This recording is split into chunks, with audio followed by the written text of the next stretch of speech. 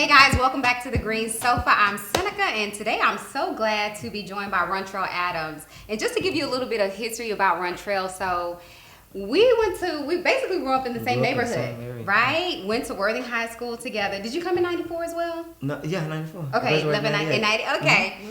And it's crazy because in 98, I graduated. I went to Tuskegee University for undergrad, came back here in 2003 and started the master's program at TSU. And then left in 2006 to go to, well, actually graduated in 2006 with my master's and then left in February 2007 to move to New York.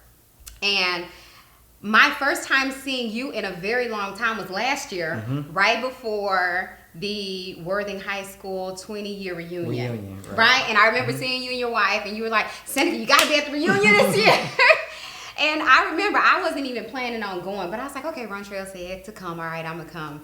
And I just remember like, man, I haven't seen this dude in forever. Like a very long time. I don't think I had seen you since high school. Yeah, about that time. Yeah, in like 20 years, literally. So tell me about what were you doing in that time frame that I didn't see you? Oh my gosh.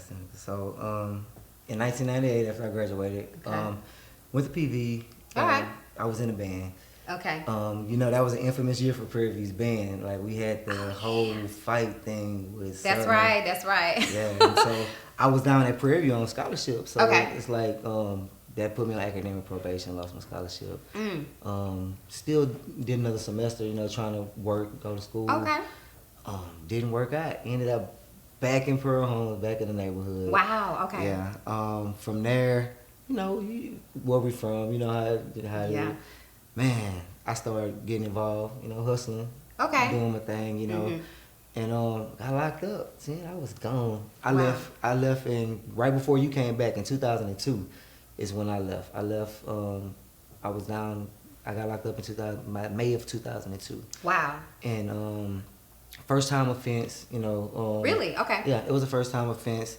Guys actually tried to rob me for some narcotics. Tried to rob me for some drugs, and I shot them. And so they came down. They you know, told the court what, you know, everything that happened. I didn't deny or, you know, try to say what didn't happen, because I felt like it was self-defense. I was like, you know what? Absolutely. I feel like I don't have to lie about what happened, because it was self-defense. No matter if I was doing wrong, there was still, you know, no reason for somebody to try to take my life. Yeah. But that's not how the court saw it. Of course not. No, it's not. And so I was sentenced to 16 years. 16 years? 16 years, yep. My God. Yeah, and I was down there all the way until the end of 2013. Okay. December the 4th of 2013. So you did roughly like 10 or 11 years? 11 and some change, yeah. Gosh, what is that experience like? I know I've been to prisons before in Alabama. So when I was doing my undergrad at Tuskegee, I took a couple of criminal justice classes, and I remember going to the prisons twice. We went to one of the female prisons, and I think we went to like Tutwiler, which is like one of the male prisons out there. And man, it was such an interesting experience to see people behind cages. You know what I mean? Like, what is that experience like? I don't think the actual experience is what's depicted to the public. You know, I think what they make the public feel like is that you're just, you know, you're here and they're holding you for a time and they're treating you a certain way. True. And they're creating an atmosphere that you can better yourself in, and that's not what's happening there. No. You know, no, it's basically a punishment within a punishment. You know. Wow. You get your sentence. You know, and for a person like me that accept the responsibility for my actions, you know, and took my sentence, you go down there and they'll have people that's over you that's telling you, you know, when you can get up, when you can lay down, when you can use the restroom. They have this thing. I was talking to a friend of mine the other day, and I was telling him, you know, he's a younger guy, and I try to mentor, you know, the ones that I see that'll listen to me. Good. I try to be work with the wheelie. I try to be a sounding board, and so I was talking to him about it, and he was telling me, he was asking me, you know, how was it in there, and I was like, they have this thing where they can call you, like you walking from one place to another. Okay. And a guard can call you and you're like, hey, you come here, get out of them. And what that means is you have to strip butt naked right there, no matter where you are, no matter who's there. Really? Yeah, you have to strip butt Why? naked right on it because that's their way of searching you. Woo. And that's a rule. That's a rule. Wow. It's a rule, and you have to. I had to go through that for 12 years. That's so dehumanizing. That's the point. Yeah, it's so dehumanizing. It's not a searching thing. That's the point. Wow. That's what it's designed for. And I mean, either you can succumb and fall victim to the trap that they have of. That's why recidivism is so high, because of course you get a mentality to where it's like, fuck them. You know what I'm saying? Like, ain't nobody gonna treat me like that. You think you making me better? You gonna treat me like this? So when I get out, now it's like, you just make worse criminals. You make worse criminals. Yeah. You create an atmosphere for people to go out because it's a money thing. They want you to be a worse criminal. Absolutely. They want you to come back.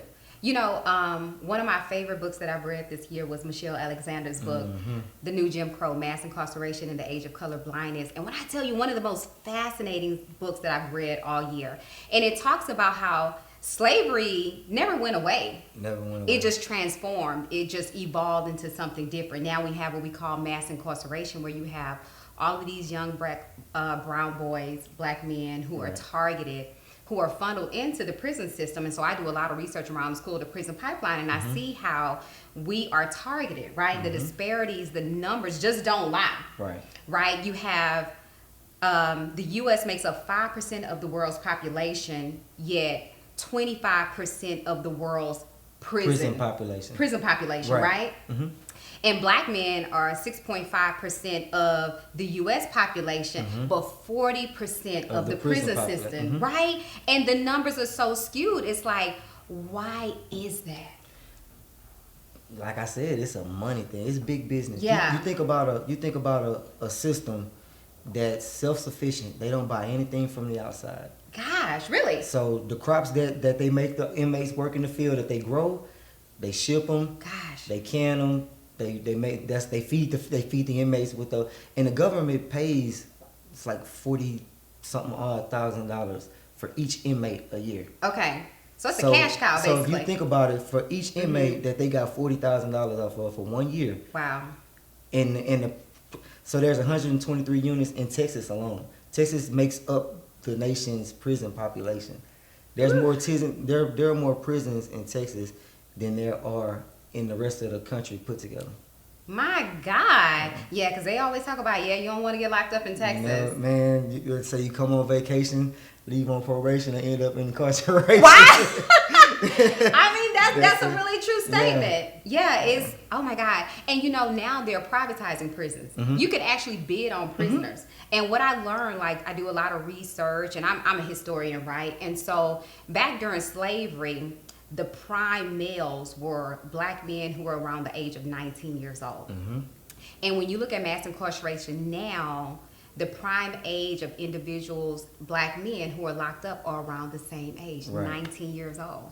They are. I just thought that was mind-blowing to me. It's that bracket. Okay, so I was 21. I turned 22 the first year when I was incarcerated. Okay, so okay. It's the bracket, and it's a systematic thing. It doesn't. So the areas that we grew up in, they don't funnel money into our areas. Of course not. And so when you have a area that's like that, that the government or not even, it has nothing to do with the government. Yeah. Your state representative and your area representative isn't being your voice inside of the courtroom, inside of where decisions are made. Absolutely. If they're not being your voice, then those areas are going to be underprivileged. Those schools are going to be underprivileged. And it creates the environment, because now you don't meet the criteria to go to these privileged schools to get the good jobs unless you can come up with another way. And so that's why you have a lot of the guys either turn to the streets or they'll find a trade. True. But if you're not in any kind of business classes, you find a trade and then you get into a business that you don't know how to run. Yeah. And so you fall back into the trap because you have a trade, but then you still can't make money. So you like, what's the use of having a trade? Yeah, if I can't. And I can't make money on it. But I know how to make money with this, so let me go back to this. I know how to cut it, cook it.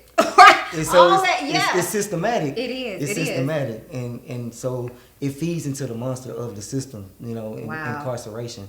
And that book, that's a very, like, if people were reading, open their minds to the the teachings of that, because you don't just read it, you study it. Absolutely, it's a fascinating book, and Ronald Reagan around, I think it was like 1982, had that whole, you remember the war on drugs?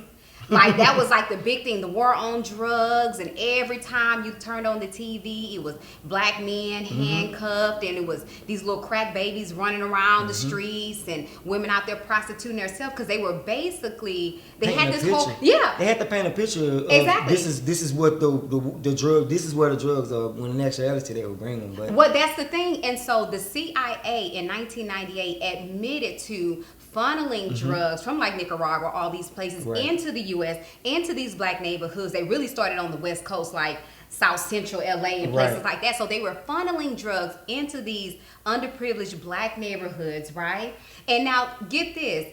The war on drugs started in 1982. Drugs didn't start showing up till 1985. So during all that time, they were basically campaigning and putting all these visual images in front of you of these black men and all these, because they, and you know, I remember, I'll never forget hearing Bill Clinton and people like that talk about super predators and how they were dangerous and hoodlums, and you know what I mean? They were painting this picture. They create a stereotype exactly of the people that they want to oppress. So if you create a stereotype and you build it, the media like puts out these pictures because this is what they're paid to put out. Exactly. And so now it's a campaign. So now you have the war on drugs is not actually attacking the drugs, it's attacking the people that's addicted to the drugs. Absolutely. And so it was more of it wasn't a health crisis, which is what it should have been, right? This was now criminalizing individuals who had a problem. And like I said, I've said it once before, and I love that D.L. Hughley says this, that if you're white and you're on opioids, it's a crisis. But if you're on crack, you know, it's a crime. Gosh. It's because it's who does what. Yeah. And who makes what? Who makes the rules? If they make the rules, then they control. That's why I'm a big advocate of people going out and vote. You know, a lot of us don't like to vote. Right. And you see that, of course, a lot of the individuals who are in prison when they come out, right, their fundamental rights are taken away from them. They're not able to vote. They don't have access to fair housing. For a period of time. Okay, good. For a period of time. For a period of time. So this past September the 28th, I completed parole. I was at that moment I was completely free. I actually voted this election. I voted. Look at God. Yeah, I'm because I don't want to preach something and not practice it myself. Absolutely. You know? And so that's I take advantage of all my rights, and we should all take advantage of our rights, because we do have rights as a people as well. Absolutely. And it's funny because, you know, like the 13th Amendment abolished slavery, right, and an indentured servitude. Except for the punishment of a crime. So a lot of people don't realize why Texas is able to work you in TDC and not pay you is because of the 13th Amendment. Because it's slave labor that's legal. So what they did was legalize slavery all over again. Absolutely. And that's why I love Michelle's book, that slavery didn't go anywhere. It just transformed into mass incarceration. Now you have these black bodies. You know, you have these corporations like, what's the one you were telling about, CCA? ACA, American Corrections Corps. Yeah. ACC, yeah. And so you have all these corporations who have vested interest in these prisons, and right? So American Corrections Corps has been in Forbes Fortune 500 for decades now. And that's where the TDC money is funded from. So they have little mixers, and they go out with these people, and they funnel a lot of money into the system, because it's, like you said, it's being more privatized. So now you have big business owners, people that have real estate. They love Texas because of our real estate, because we have so much real estate down here. Absolutely. And so you have farmland, and people, they don't even want you to sell your farmland. They want to lease your farmland. Wow. And put a unit on your farmland. Really? And so they privatize the units that way. Wow. Yeah. And you know, one of the things that I've learned recently is how big mental illness is in the prison systems. So you have about 64% of prisoners who basically are diagnosed or have a diagnosable mental illness. Even in Harris County jails alone, you have like 1 in 4 prisoners who basically have some form of mental illness. Right. And you have more people who are on psychotropic drugs and medications in our Harris County jails than you do in Houston and just Texas hospitals.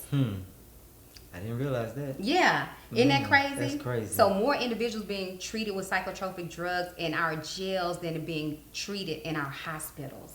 But there aren't as many programs for our people. No, absolutely not.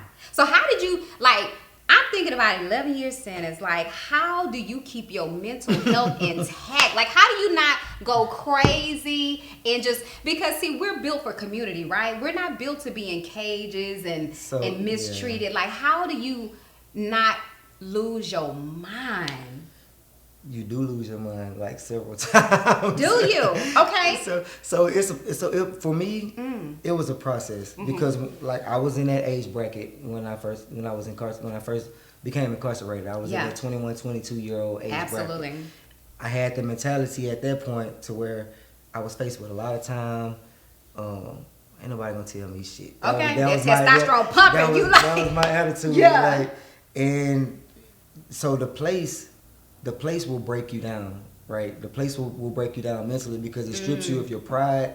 It strips you of your dignity, your manhood. Like you think about the things that you have to go through when you're there. Like you think about the days like I'll never forget that another grown man came to me and said, "Hey, get out of them," and I had to get out of all my clothes, and they call it the dance. You got to do the dance, and to explain the dance is like they make sure for them to make sure you don't have contraband. They make you lick your tongue out. They make you run your finger through your now. And I'll tell you this: as graphic as it gets, you have some correctional officers. Wow. Some of them of African descent. Like a lot of those, they would hire a lot of Africans. Okay. And it's kind of like the slave watch slave type mentality. Oh yeah. They have to where they're the ones doing it. Yeah, it's like the field niggas and the house niggas. You know what I'm saying? It's like, they were some of the meanest ones. They come to you and they'll tell you, and the dance, go back to the dance. So you have to lift your genital, you have to spread your cheeks. It's a whole like full-fledged search. Wow. Right? And so you'll have these Africans that'll have you lift your genital, spread your cheeks, then run your finger through your mouth. And I'm like, no. I'm not running my finger through my mouth if you had me doing all that. Exactly. No, I'm not. And then so it's like, now they're in your face. And it's like, so you're going to do what I tell you to do, you're going to do what I tell you to do. And within that incarceration, I've had altercations with correctional officers. Okay, so where, where it was physical and we, Yeah, I'm still a man somewhere in here. Absolutely, you're not gonna take everything. Yeah, but they use that. They use those type of incidents to deny you parole because they have these people in here causing these unsafe environments. You know what I'm saying? Wow. And then when you react to the negativity, then you punish for reacting. You know what I'm saying? Wow. After you're already punished, so you have to grow. You have to build a mindset. That's why I say you lose your mind a couple times. Yeah. Because you go through situations like that. And it feels like you're going crazy because it feels like nobody can hear what you're going through. Nobody knows what you're going through. And you're just ready to scream. And then you lash out. And then you realize that the lashing out hurt you more than it helped you. Dang. And so in a way that builds your character. And it's like, okay, now let me take a little more because I don't want to die here. Of course not. I don't want to. This is not the end for me. This is not the final chapter in my life. That's right. So let me humble myself. Let me find a way to humble myself even more. Yeah. Than what this person that's trying to oppress me is doing. Absolutely. And in prison is where I actually built a personal relationship with God. Actually just because I grew up in where we grew up and you got to go to church. I grew up in church. I grew up in church, but I didn't have that personal relationship. I didn't have them on the main line. Yeah. I had to text somebody else and be like, hey, can you tell God this for me? Exactly. Yeah, can you tell God? Because I know you praying, so you tell God I need, you know what I'm saying? Absolutely. But it gave me an opportunity to actually study and find that personal relationship and build on that relationship. Wow. And learn how to hear God's voice. Wow. And with the help of people that were outside praying for me. I have my aunt, Stephanie, she was always there. Yeah. And I said the whole time I was gone, she was that lifeline that was just like, yeah, I'm not gonna let you fall by the wayside. I know that's right. So that, along with the prayer, kind of molded a different person out of me. Okay. It actually I don't think it molded a different person out of me. I think it brought back the original man that I was brought up to be. Wow. So, It's amazing that you even say that, because when I'm thinking about your mental health and mental health just in general, I remember going through such a really dark period just a couple of years ago. And one of the ways that I was coping and self-medicating was through alcohol, right? I mean, it got so bad, like I would sit in class, I'd have a 20-ounce cup, right? I'm serious, right? I got a 20-ounce cup, 15 of that is Jack Daniels, right? And I remember my classmates would be like, Seneca, you got that Jackie with you? And that was basically code they knew that it was Jack Daniels in the cup, right? Because I was in such a low and such a dark place that's the only way that I knew how to medicate. Yeah, to medicate myself, to bring myself down, to calm myself, you know what I'm saying? To lower those ambitions. And man, but you know, I really had to get help for it. Right. You know what I mean? Because I realized that I was using that to self-medicate, that I wasn't dealing with the problem, I was only masking it. Right. And so it, like you said, I had to look at myself in the mirror one day. And learn how to accept some more things and to grow from them. Not just to look at them and say, okay, these are the negative things about me. No, use them to grow. Absolutely. And because I think we all have that epiphany moment, right? Because I know for me, one of my epiphany moments was I'm sitting at a funeral, high as a kite, right? At a funeral. Right. I got my cup, kept that cup in my hand. You know what I'm saying? And I don't know what the preacher's talking about. I don't know who dead. You know what I'm saying? But I know I'm here. I'm here at this funeral, high as a kite, and I got this cup, you know, I got the lid on it or whatever. And I'm just like, because I was masking that hurt, you know what I mean? And so I can't imagine with individuals who have been wrongly incarcerated. Right. You know what I mean? I couldn't, and you know, you down there with a lot of different types of people. And, Absolutely. And I feel like I'm a good judge of character, and I can tell that some of those guys, and a lot of times, I'm not even gonna say wrongfully convicted, but I'll say overly convicted. Yeah.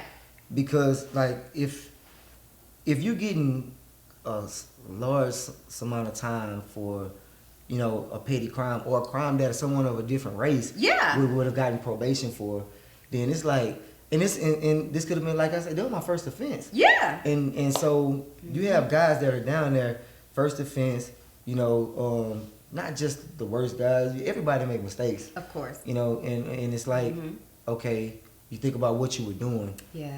And honestly, for my situation, I can't speak for everyone, but for my situation, I appreciate the time that I was given. Wow. I appreciate it. Because if I wasn't given that amount of time, I didn't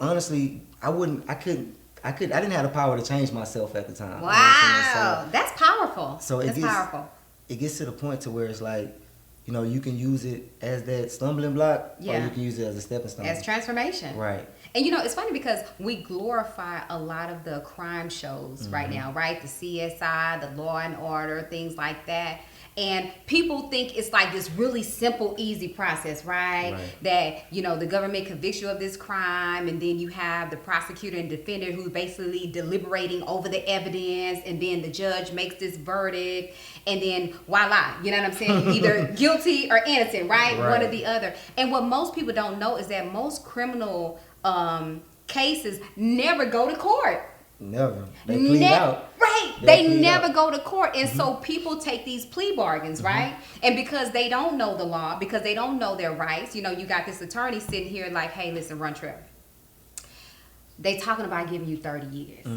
But if you go ahead and plead guilty, in a lot of cases, it's individuals who never committed any crimes, right? But if you go ahead and plead guilty, you know what I'm saying? I'm going to see if I can reduce the sentence to 10 years instead of 30. So you thinking, well, shit, hell yeah.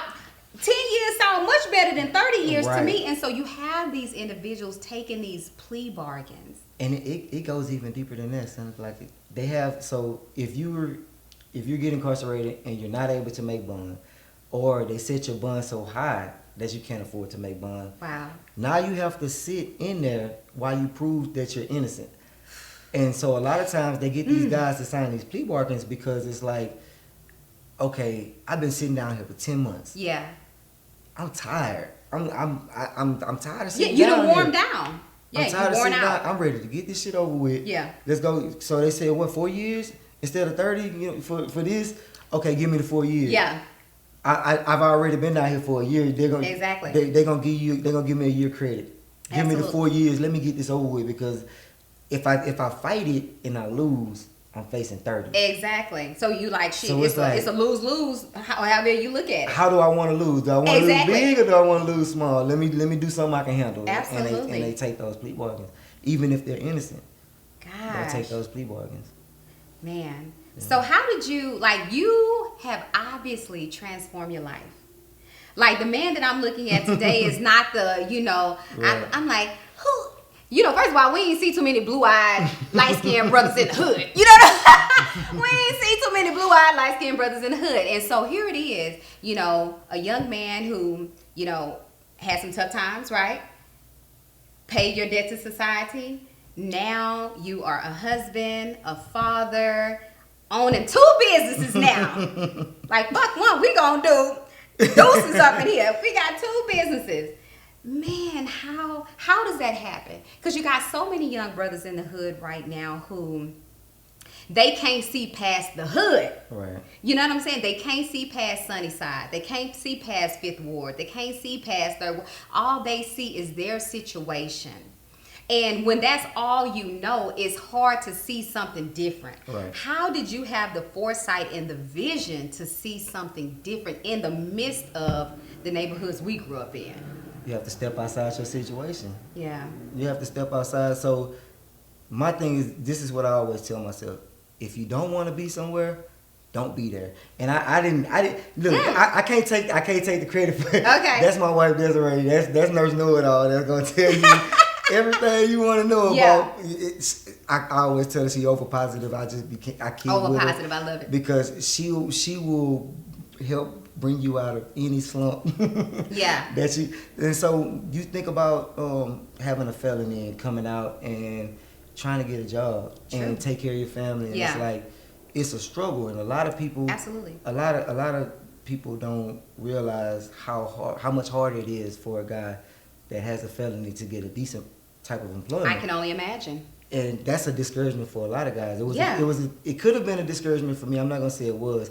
It could have been a discouragement for me if I didn't keep myself on a constant progress. Yeah. So from the day I got out, from December the 3rd to December the 4th, 2013, I said every day is gonna be a day of progression.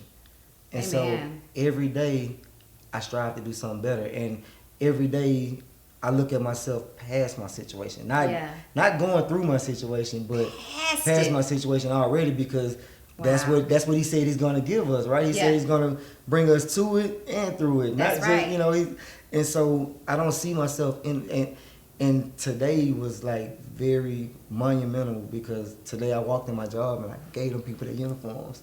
Right. And I was like, you know what I'm saying? I was like, hey, you can have this back. Thank you. Won't be needing that no won't more. be needing that no more.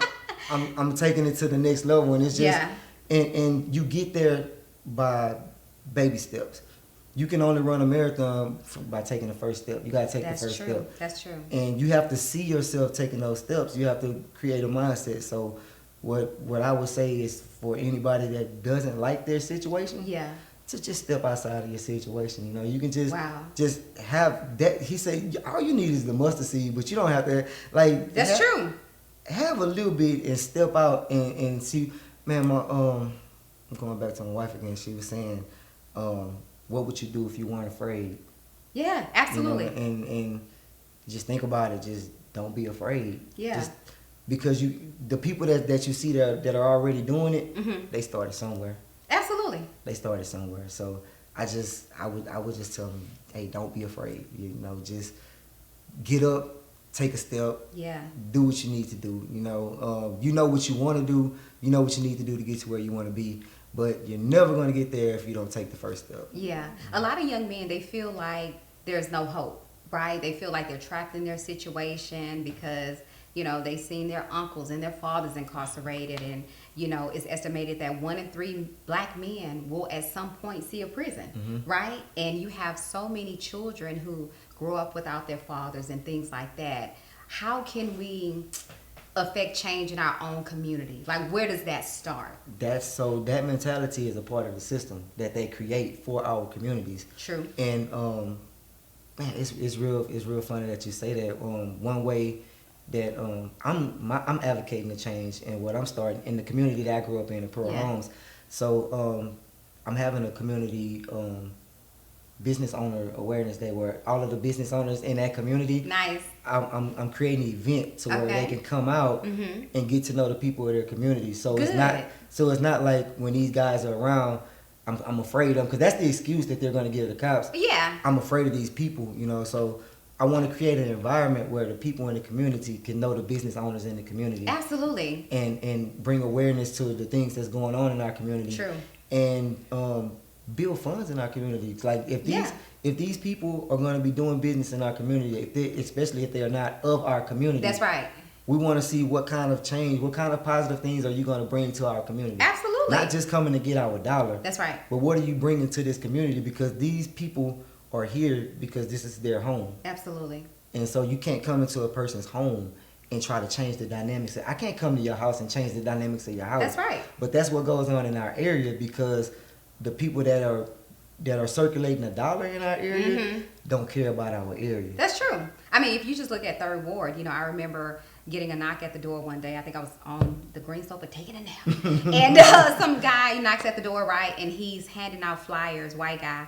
And it says, we'll buy your home for $200K cash. Like, you got people walking around here, right? Trying to buy up the real estate and things like that. Because, you, of course, gentrification, right? You see the communities changing. But what I've been telling people is like, we need to really focus and invest in our own communities. Right. And so one of the things I always practice around this community is keeping as much of my money here. When I moved to this community, the first thing I did was I started banking at Unity National Bank, which is the only black bank here in Houston. Right? Pull my money out of Chase, we over here at the black bank, right? And I've had the best experience there, you know, because I think, especially with black folks, sometimes we always want the discount, the hookup and shit. And I'm like, well, you wouldn't be going into the Galleria at Louis Vuitton talking about, can I get the hookup? Can I get the discount? No. So pay me the same thing for the same quality work. Exactly, for the same quality of work, because in our community, it's not that we don't have the money. It's just, where are we allocating the funds? Right. Exactly. Right? And so I think that's a wonderful thing that you're doing is, you know, making people aware of the business owners who are in the community, especially black business owners, right? So that we can start circulating the dollar. Because let me tell you something. When they assassinated Martin Luther King, they didn't assassinate him behind, I have a dream. Right? It wasn't about, oh, I have a dream that all men created equal. Nah, fuck that. When they saw that he was now changing his message toward economic equality, when he did a speech around Two Americas, where he was basically saying, like, listen, you got the white America over here, and then you got this America that everybody else is trying to fit into. Like, basically, y'all are basically trying to marginalize us out of the conversation, marginalize us out of the game. Right. And so when he started talking about two Americas having economic equality, that's when he was killed. Because so I always tell people, you want to know where to hurt them? Hit them in the pockets. In their pockets. Yeah. Yeah. All day, every day. And because that's the only language that they speak. That's all. That's all. So if you don't speak that language, then they're not paying attention to you anyway. No. Right. You speak that dinero? What? What? Oh yeah, then they hear you. Yeah, and so the underlying thing with the festival that I'm bringing in July, is that I pool resources and money to rent the park. So when you lease a park, a public park, parks and recreations, they have to come out and clean up the area. Absolutely. Because you're paying to rent that park. That's right. So if I want to clean up my area, and I have a mission, and I have a cause that I'm trying to achieve. Yeah. Let me pool my money back into the area. Yeah. Because they're gonna have to come clean the area up.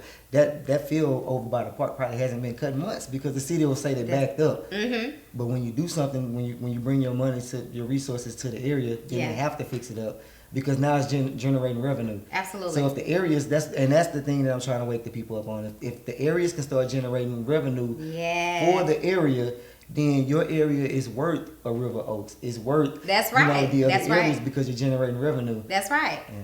Man, that makes so much sense. I'm glad you said that. And listen, you let us know how we can team with you to make that happen.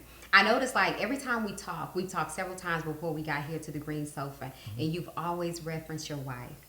No, when I tell you, I have so much love and respect for you, Rontrell, because you are such a man of God. You are such a man of integrity.